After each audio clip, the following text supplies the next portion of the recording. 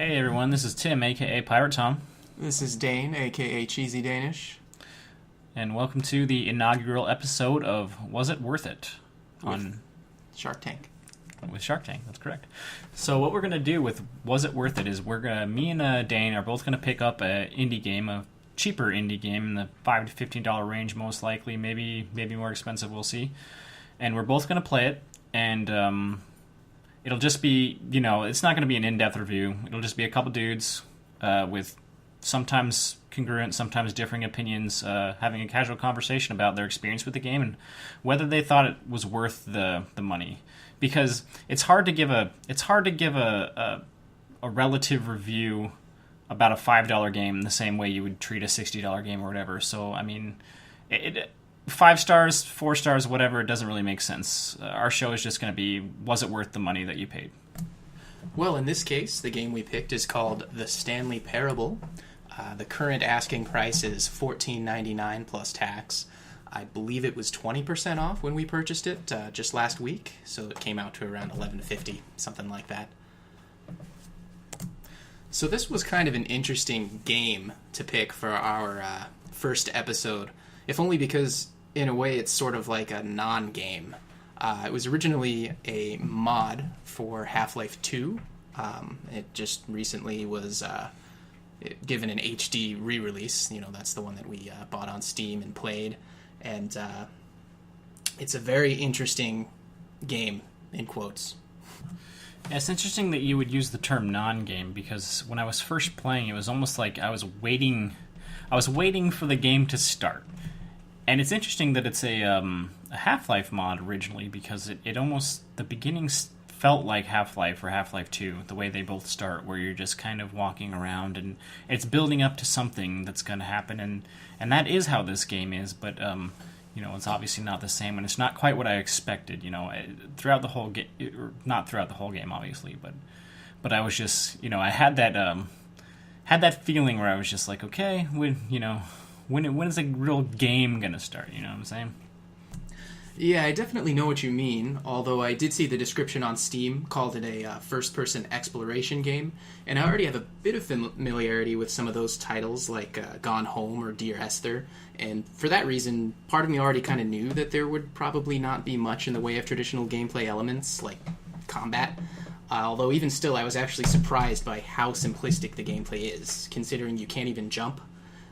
Now that said, those traditional gameplay elements aren't there physically, but the game somehow manages to reference traditional gameplay elements and many other gaming tropes.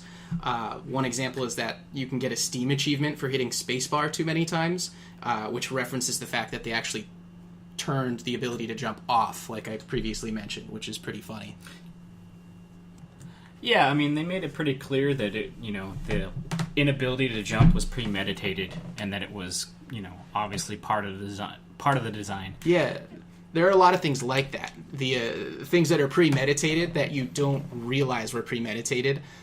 You'll think that you found a glitch in the game, and then the game will tell you, oh, hey, that's not a glitch, we put that there. Yeah, and when he says the game will tell you, it will tell you in those exact words.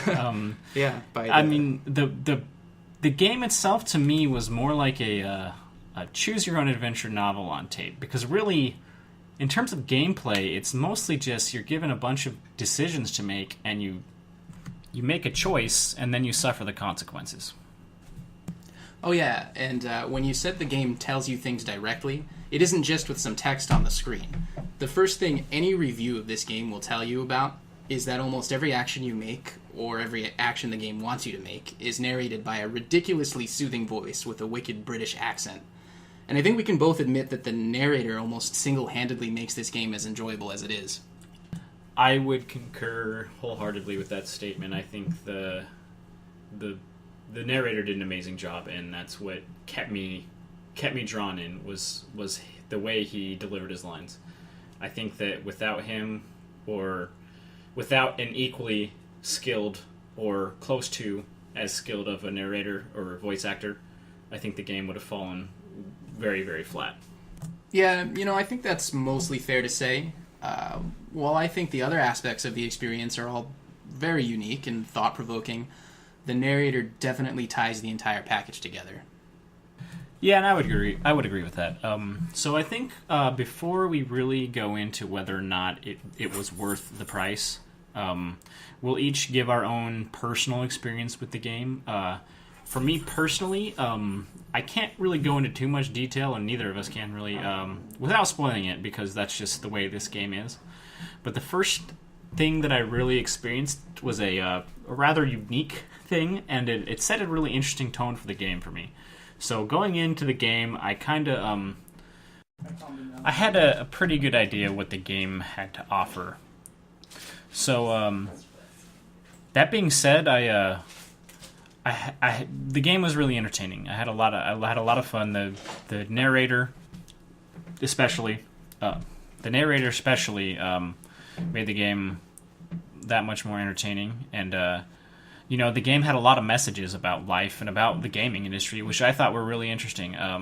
Particularly the ones about the gaming industry. In fact, there were lots of different messages of varying degrees of seriousness. But there was a lot of flavor to the game, and that just made it an overall enjoyable experience.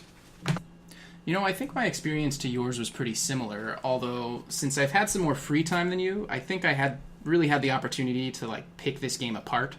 Over the course of 3 days or so, I got as many of the game's several endings as I could on my own, before checking out a fan-made flowchart, which guided me toward the remaining endings.